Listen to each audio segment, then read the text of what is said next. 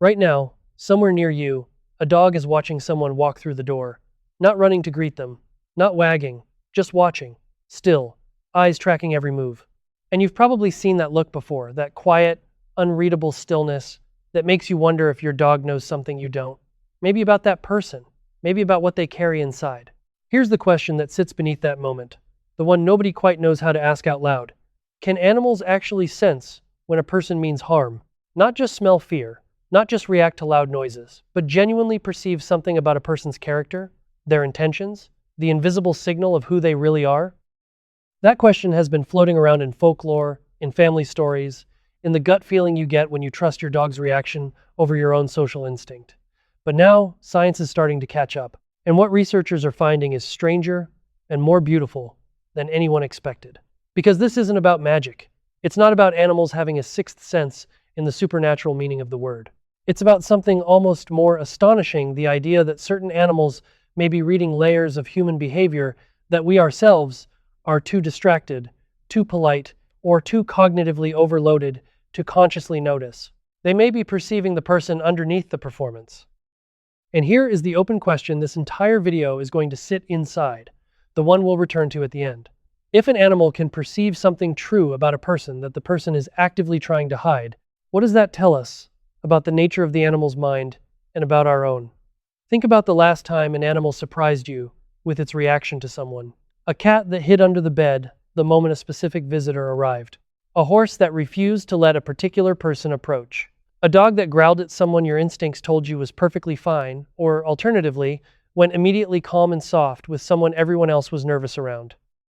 You probably dismissed it as a quirk, a random animal behavior.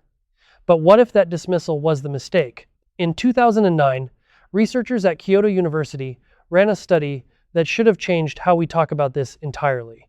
Atsuko Takaoka and her team studied dogs and what they called unreliable humans. In the experiment, dogs watched a person point toward a container with food inside. They followed the direction. They trusted it. Then the same person pointed toward an empty container. The dogs followed again, but once they realized there was no food, something shifted.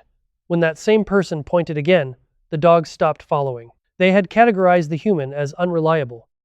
They didn't just fail to find food. They updated their model of who that person was. What's striking about this is not just that the dogs learned. It's the speed of the categorization and the fact that it was about the person's trustworthiness, not simply the location of the food. The dogs weren't confused by the environment. They were suspicious of the individual. That is a very specific and very sophisticated thing to track. And dogs are not the only ones doing it. If you find this kind of question fascinating, the idea that animal minds may be perceiving things about us that we barely understand, this channel is built entirely around that mystery. Every video here goes deep into the inner life of animals and what it means for the bond between us. Subscribing means you won't miss the next piece of this puzzle. Now, to understand why animals might be able to do this, you have to think about what sensing a bad person actually means at a biological level. It doesn't mean animals are making moral judgments in the philosophical sense. It almost certainly means they are extraordinarily sensitive to a cluster of signals, physiological, behavioral, postural, chemical, that correlate with states like aggression, deception, fear-based dominance, or emotional dysregulation. The animal isn't labeling someone bad. It's reading a complex signature that, in its experience, predicts threat. Dogs, for instance, can detect changes in cortisol levels through smell. Cortisol is the stress hormone, the thing that floods the body when you're anxious, angry, or preparing for confrontation. A person who is angry but performing calm, who is smiling while their body is running a completely different internal program, is essentially broadcasting two contradictory signals simultaneously. You might only receive the performance. The dog receives both channels at once. Research published in Animal Cognition in 2016, also from Takaoka's group at Kyoto, expanded on this with what became known as the pointing task studies. They found that dogs actively use their perception of human reliability to decide how much attention to pay to human social cues. The implication is layered. Dogs aren't passive recipients of our signals. They are actively evaluating us, building running assessments of our credibility, and adjusting their trust accordingly. Every interaction is data.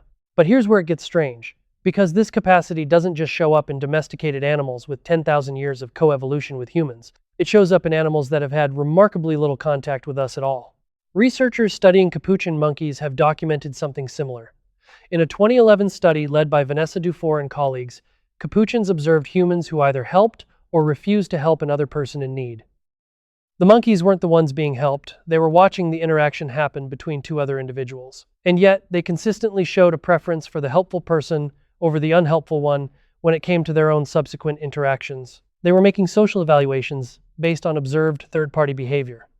They were, in a very real sense, watching how someone treated others and taking notes. This matters enormously if you're asking whether animals can sense something about character rather than just immediate threat. Because character, the way a person habitually treats others, the consistency between their words and their actions, is exactly what third-party observation over time would reveal. And animals are paying attention to exactly that. Now here's a question for you, one worth sitting with and maybe leaving in the comments below. Have you ever had an animal react to someone in a way that later turned out to be completely right? Not a random startle, but a consistent, specific reaction to one particular person that ultimately made sense? Think about that animal's confidence. Think about what it knew before you did. Horses provide what might be the most extensively documented version of this phenomenon outside of dogs. Equine-assisted therapy researchers have noted for decades that horses are extraordinarily sensitive to human emotional states, specifically to what's called congruence, the degree to which what a person is feeling matches what they are expressing. A person who is emotionally congruent, feeling calm, expressing calm, gets a very different response from a horse than a person who is feeling one thing and performing another. Temple Grandin, the animal scientist and author whose work on animal cognition and stress has transformed how we understand livestock behavior, has written extensively about how prey animals have what she describes as a heightened sensitivity to details humans miss. For a prey animal, the cost of misreading a threat is death. This evolutionary pressure has produced creatures with an almost uncanny ability to detect inconsistency in the environment, including inconsistency in the beings around them. A person who is emotionally chaotic but behaviorally composed is, from the horse's perspective, an inconsistent stimulus. And inconsistency, in the grammar of prey animal cognition, reads as potential danger. It isn't a moral judgment, but its practical outcome looks exactly like one. And this is where the science starts to blur into something that feels almost philosophical. Because the Cambridge Declaration on Consciousness, signed in 2012 by a group of prominent neuroscientists, stated explicitly that non-human animals possess the neurological substrates that generate consciousness, that they have the structures necessary for conscious experience. Not that they think exactly like us, but that something is happening inside them.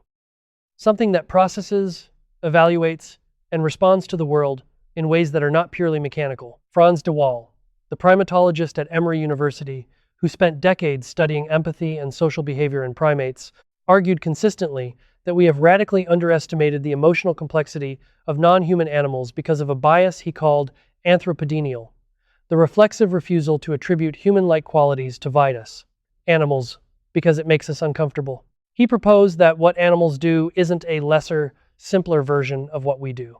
It's a different version of something equally real. If de Waal is right, and the weight of current research increasingly suggests he is, then when your dog sits still and watches someone with that unreadable expression, something is actually happening.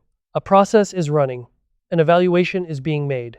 Not in words, not in concepts, not in the moral framework a human would apply, but in the animal's own native language of sensation, pattern, memory, and prediction.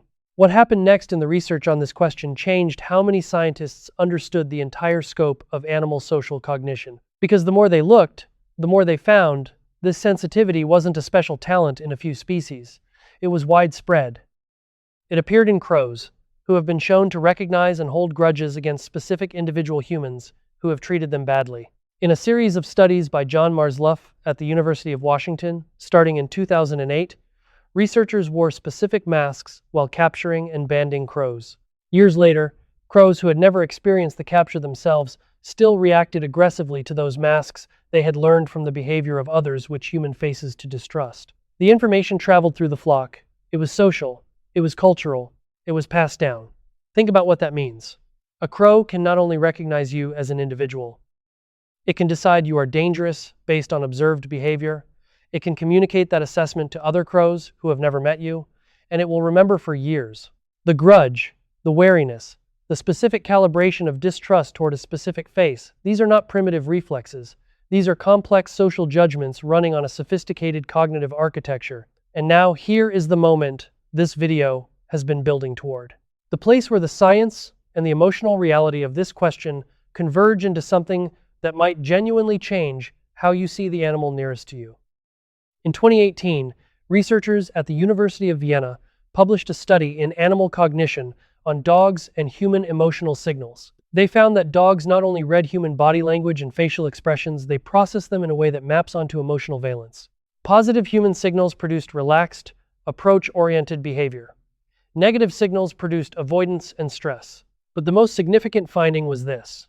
When there was a mismatch between the human's facial expression and their body posture, when the face said one thing and the body said another, dogs showed the strongest stress responses of all. They weren't confused.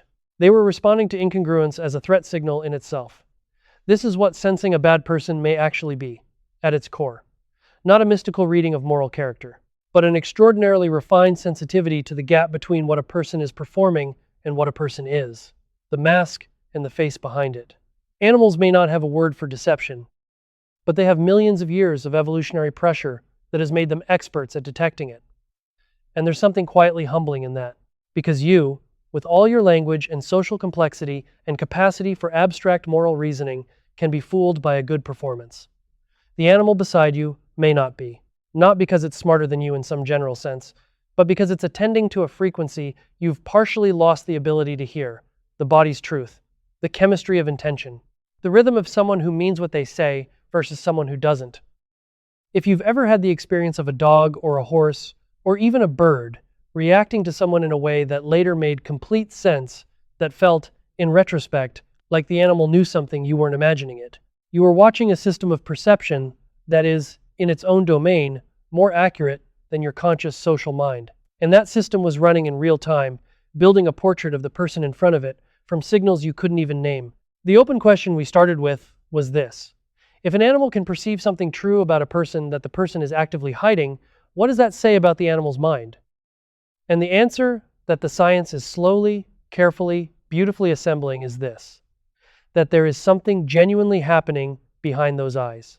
Something that evaluates, remembers, and makes judgments. Not like yours, but not nothing. Never nothing. The next time an animal is still around someone, watching with that quiet focus, don't assume it's random. Don't assume it doesn't know. It may be doing something you used to be better at before language, before social performance, before the long practice of ignoring what your body was trying to tell you. The animal hasn't forgotten how to listen to that signal. It never had to. If this made you see the animal in your life a little differently, share it with someone who's ever trusted their pet's instincts over their own. And if it made you feel something, that quiet recognition, that yes, of course, give it a like. It helps other people who need to hear this find it. Because this conversation about what lives inside the animal mind and what it means for us is one worth having out loud.